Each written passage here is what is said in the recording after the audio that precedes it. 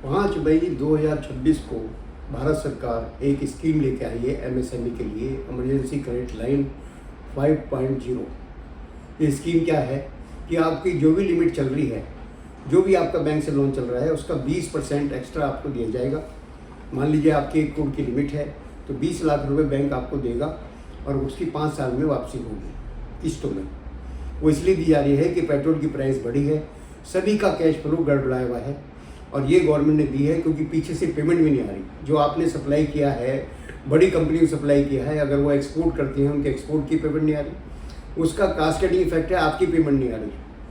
उसको देखते हुए इमरजेंसी क्रेडिट लेके गवर्नमेंट आई थी, पर वो क्रेडिट इमरजेंसी क्रेडिट लाइन जो आपकी गवर्नमेंट बैंक है वो तो दे रहे हैं, एंड जो प्राइवेट बैंक हैं वो तो नाच नचा रहे हैं भाई साहब एमएसएमई को। लोग दुखी हैं, बैंकों के चक्कर काट रहे हैं और उनकी बहानेबाजी चल रही है।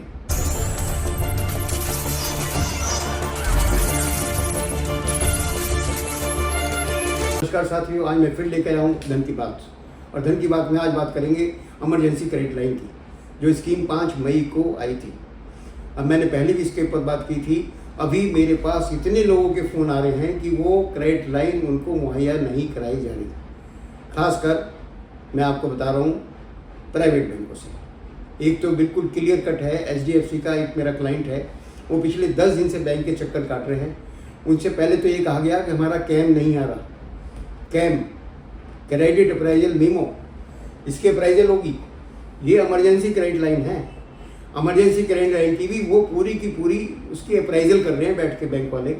आप ये बताइए कि जब केंद्र सरकार का आदेश है कि आप है ना, उसके अंदर 2 ही शर्त है सिर्फ। नंबर 1, 31 मार्च को आपका कोई लोन चलता होना चाहिए। दूसरा ये कि वो स्टैंडर्ड होना चाहिए। बस 2 चीज़ें थी दोस्तों। इन्होंने इतना बुरा हाल किया हुआ है एमएसएमई का, आपका स्टॉक ऑडिट नहीं हुआ, वो सब कुछ आज ही होना है। तो इमरजेंसी लाइन का मतलब क्या हुआ? इमरजेंसी क्रेडिट लाइन का मतलब कोई समझाए क्या हुआ?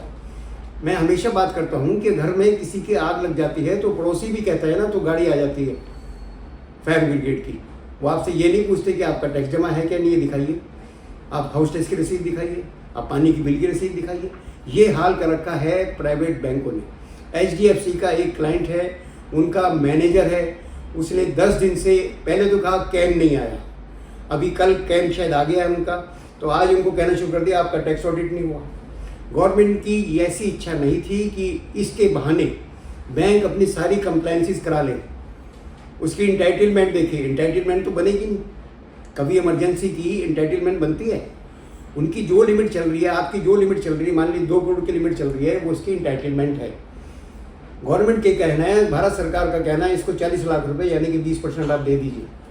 अब बैंक अपना कैलकुलेटर लेके बैठ जाते हैं उसके इंटाइटलमेंट देखने के लिए। इंटाइटलमेंट कैसे निकलेगी? ये इमरजेंसी आपातकालीन है, इसको समझने की कोशिश है। मैं गवर्नमेंट से गुजारिश करूंगा कि ये एक रोबस्ट स्कीम होनी चाहिए।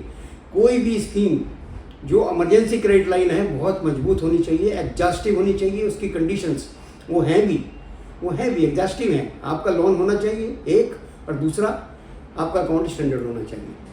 बस ये 2 ही चीज़ थी।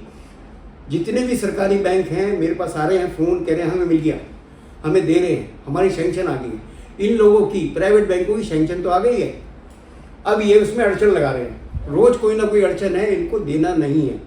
इसका बहुत सख्ती से पालन होना चाहिए दोस्तों। मैं बहुत दुखित हूँ आज एमएसएमई भाइयों के, व्यापारी भाइयों के लिए।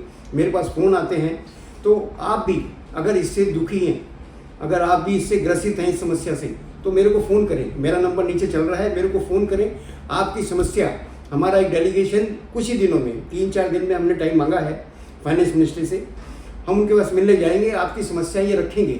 आप देश के नागरिक हैं, आप देश में इनकम टैक्स भरते हैं भारत सरकार को। भारत सरकार आपके लिए स्कीम लेके आई है और ये लोग आपको नहीं दे रहे। प्राइवेट बैंक लाइसेंस लेता है आरबीआई से, उनके ऊपर भी वही सब लागू है जो कि सरकारी बैंक के ऊपर है।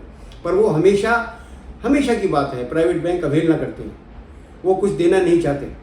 एंड मैंने कई बार इसके ऊपर वीडियो बनाई है। अनाप शनाप खर्चे लेना इनका काम है।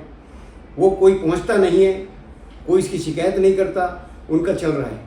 पर ये इसके लिए चुप नहीं बैठिए दोस्तों, क्योंकि आपका जो कैश फ्लो है पूरी तरह से गड़बड़ा जाएगा, आप मुश्किल में आ जाएंगे, आपके अकाउंट एनपी हो सकते हैं। बहुत सीरियस समस्या है। इसको सीरियस है, संजीदगी से लीजिए। एंड कोई भी समस्या से है, बैंक से अगर आप बात करिए, उनके साथ जाके राइटिंग में दीजिए, उनसे जवाब लीजिए, फिर भी नहीं होता है तो आप हमसे बात करिए। दोस्तों, हम जाएंगे आपके लिए फाइनेंस मिनिस्ट्री से मिलने।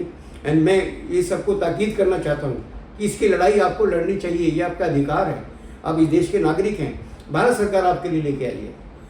तो अभी देर ना करें, अगर आपकी कोई समस्या है आज ही मेरे से बात करें।